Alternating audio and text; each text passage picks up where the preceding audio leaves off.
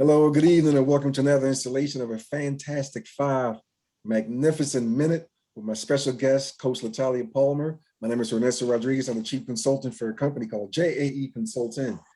Today's guest comes to us via contracting and procurement. So LaTalya, for those who don't know you, share with them a little bit about you and your journey.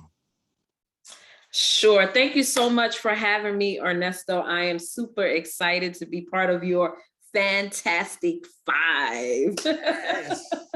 Thank you. And so to anyone who's listening, my name is LaTalya Palmer. I am currently Deputy Chief Contracting Officer serving the District of Columbia, specifically the Health and Human Services cluster.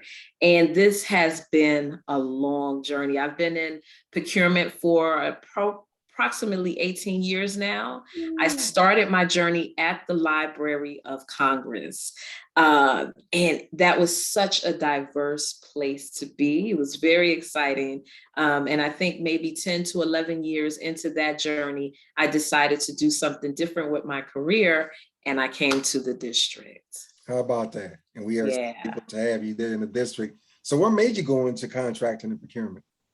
To be honest with you, initially, Ernesto, I was looking for a job, right? My first love is training. I come from New York, and my career there was training human service agency directors, frontline staff, intake workers, things of that nature. Right. I did welfare to work training and not case management, but more like a job placement support. And, you know, just all in the field of training and supporting people from moving from point A to point B in their life. And when I moved to the district in 2005, I came to contract with nonprofits in DC to do that same job. Partway into the term of my contract, they actually had to pull it for funding reasons. And I was here, 4 children, moved to be a part of that organization. And I found myself needing work. And so being new to the area, all I heard was, this is a government town and this is a social work town. No doubt. I never worked for the government, and I certainly wasn't a social worker. So I had to figure it out, right? And so a cousin of mine happened to be working as a contract specialist at the Library of Congress, but she worked for a contractor. So she said, well, you know, this is what I'm doing. They're looking for people. Apply. I said, girl, I've never done this before. I've signed my own contracts, right? But I've never actually processed contracts. So I said, well, I've seen them. I understood, you know, from up to $10,000, they didn't have to compete. You know, I understood some basics, right? And so I went for the interview, and what was key was that I was able to point out the skill sets that I had and how I could apply it to the job, right? And so that's what got me in the door. That's what got me in the door. That is a valuable lesson that you just shared right there, and I hope people pay attention to that. You were able to utilize skills previously learned and apply them to this new skill, to this new job. Absolutely. Transition. I commend you for that. 18 years, New York, DC, Library of Congress, all these nonprofits here in DC. What kind of changes and trends have you seen over the years in this particular field? So in procurement, I think the biggest trend or the change that I've seen is technology. Yeah. You know, I actually had a conversation with one of my staff members a few days ago, and she talked about how DoD and other military centered procurement agencies are looking to replace some of the procurement functions with technology. You know, with like a robotic type of artificial intelligence implementation, artificial intelligence. And so that blew my mind, because when I think of that, I don't marry procurement with that type of artificial intelligence. In my mind, there are things that need the human aspect. But if you're able to feed a system information that you needed to go out and do market research on, that eliminates a job or a function Right. that someone would, a person would be doing, right? That's correct. And so if you're able to build technology that will take care of those minimal functions, at some point, all you're going to need is a contracting officer. That's correct. And so that makes me really wonder where we're going in the field of procurement. And it is making me pay attention.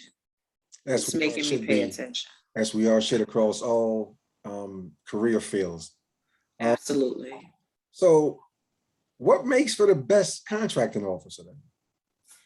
Oh man, there's so much to the recipe, right? One thing I will say is you have to love what you do. Got you. And I know we say that about everything that we do, but this is one of those fields that you don't get the immediate reward. You are that silent person or, that silent partner in the background that's making things happen, but people will never know who you are. Right. People may never know that what you do even exists, right? And exactly. I'll just give you an example. In the district, I service the Department of Human Services.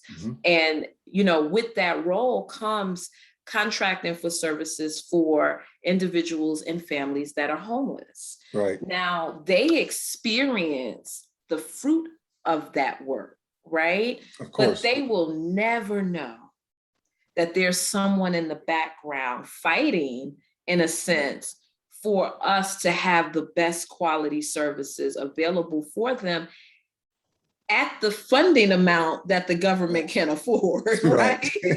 And that's a true, you have to love what you do in order to fight for that, right? Because it's easy to just push paper. That's right.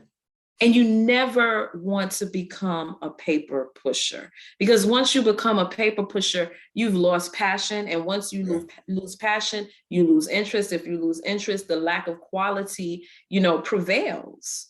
And our customers suffer as a result. And those customers being the residents of whatever state or municipality you live in, that you're contracting for. So I thank you for what you do, because you're right. You have to have that passion for what you do. If not, why even get up?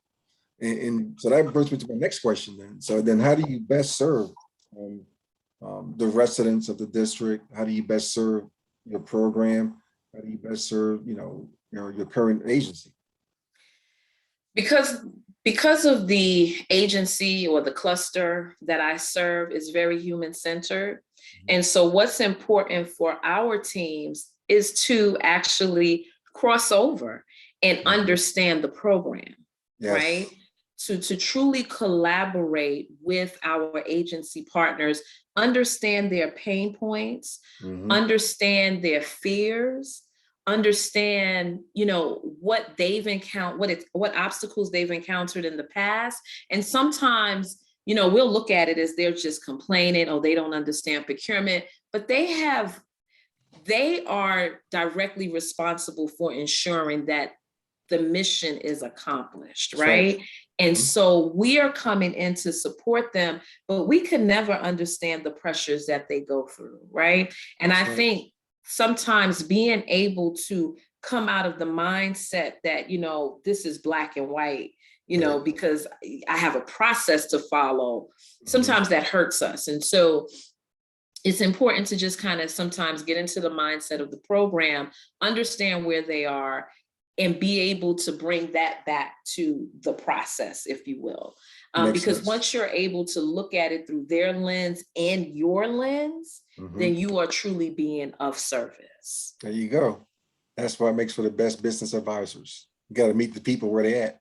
Absolutely. Absolutely. And understanding that business advisement is not a straightforward path. Right. You will have to go and have one conversation multiple times, sometimes, in order to pull out what it is that they actually want, right? That's right. And then understanding that they really don't understand our world.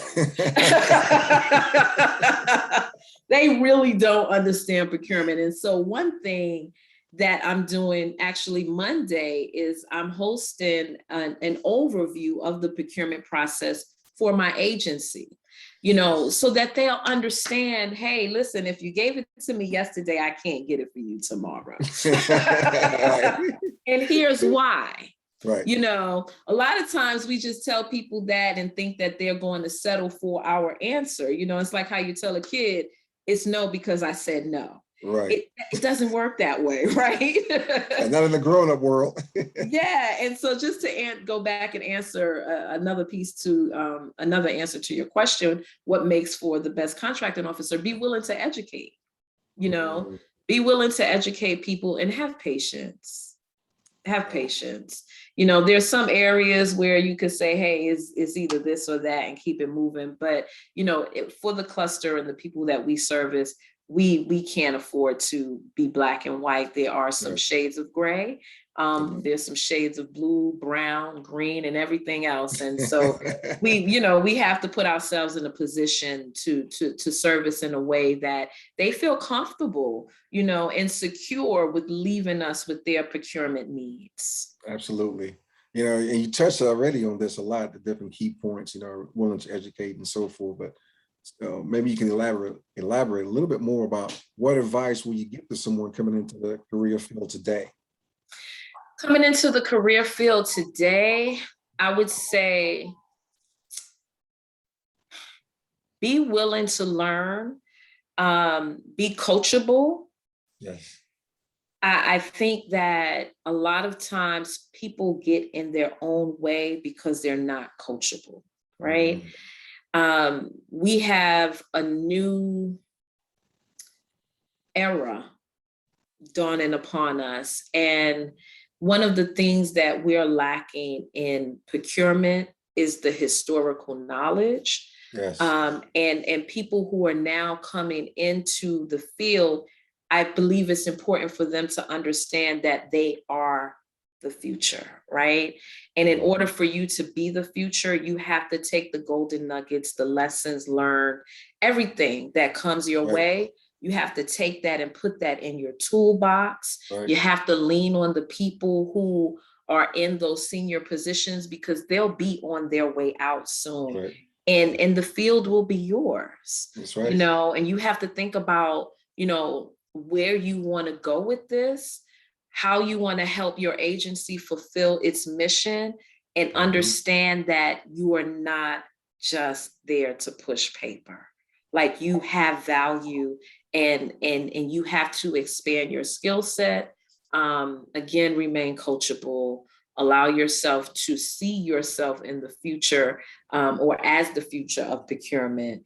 And be innovative, you know what I mean? Learn things that other states are doing, partner with other jurisdictions. That's right. To see what's working for them so that you can be a value add to your agency. Wow, I love it. I love it.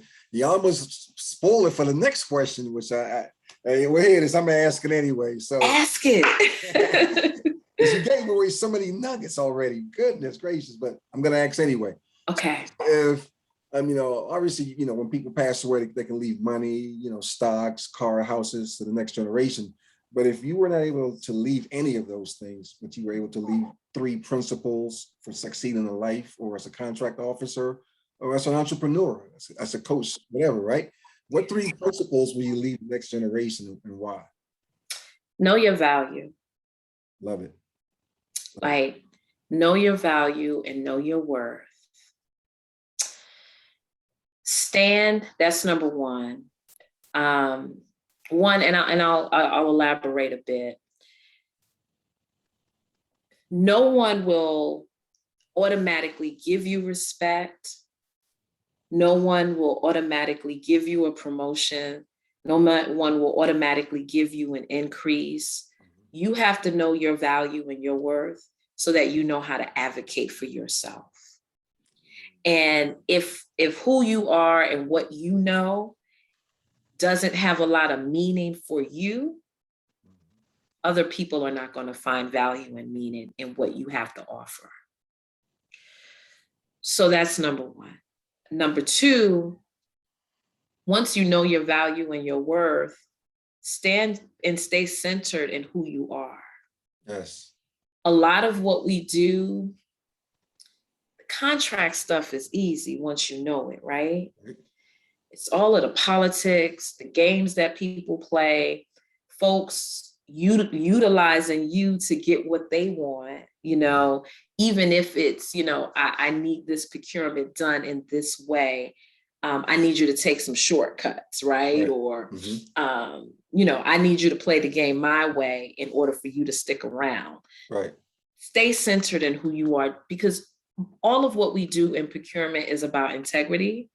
It's about transparency, and it's about you being ethical, right? And once you lose that, no one will want to work with you, right?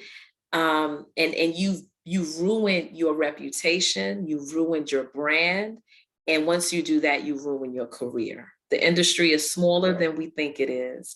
I know, for me, when I'm hiring someone at a management level, I want to know who you know, right? So that, because if I know that person and they can vouch for you, that's strong for me. That's stronger than your experience, if you will, right? And not to say that you don't have to have any, but if there's someone that I know that works with you, they trust you, they've told me that you are a person of your word, of integrity, I can have you by my side. I can leave my procurements in your hand without worrying about an order to wrapping back around to me to say, hey, why did you do, or why did your CEO do what they did? That, that's worth this weight in gold. Yes. So that's number 2.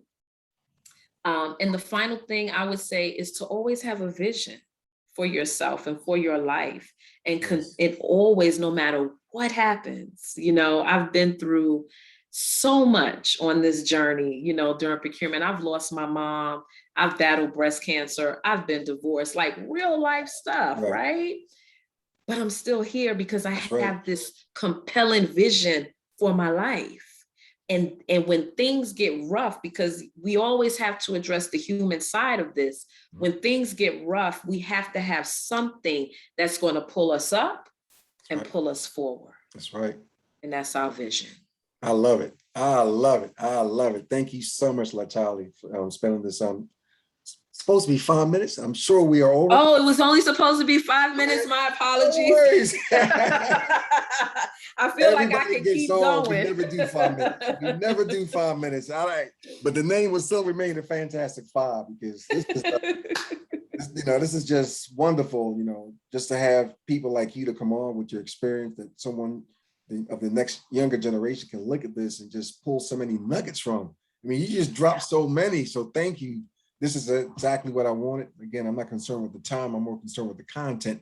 And you gave me a lot of content. So thank you so much. Appreciate you so much, Queen.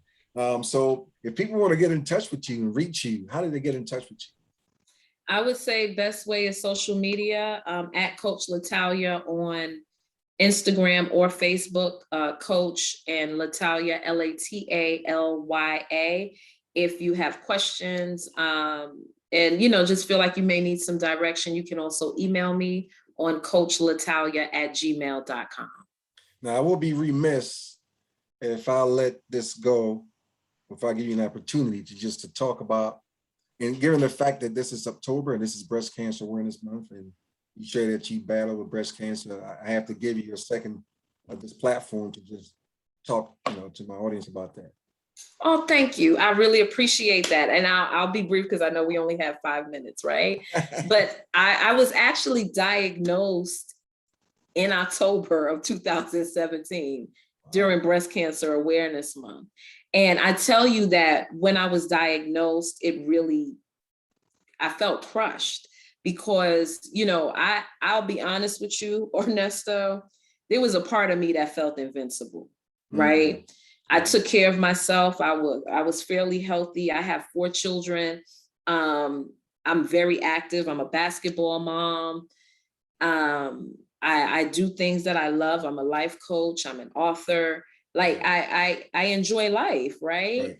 And so when I got the news that I had breast cancer, I just couldn't understand how it could happen to me.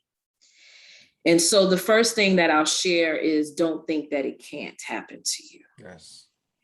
Know that it's important for you to go to get scanned, get your mammograms. If they find something abnormal, do not wait to get an MRI.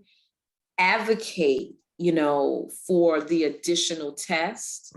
It took them, Ernesto, I started feeling like pain under my left arm. I didn't know that these were like lymph nodes, right? I just wasn't educated. And so the pain got so bad one day that I couldn't move my arm. So I took myself to the emergency room. That was in, I want to say, the end of August. They didn't diagnose me until October. Oh, wow. And by that time, I had a 12-centimeter lump on my left breast, protruding. I had stage 3 inflammatory triple negative breast cancer. 1 to 5% of women who have breast cancer are diagnosed with inflammatory breast cancer. So it's very rare. Yeah.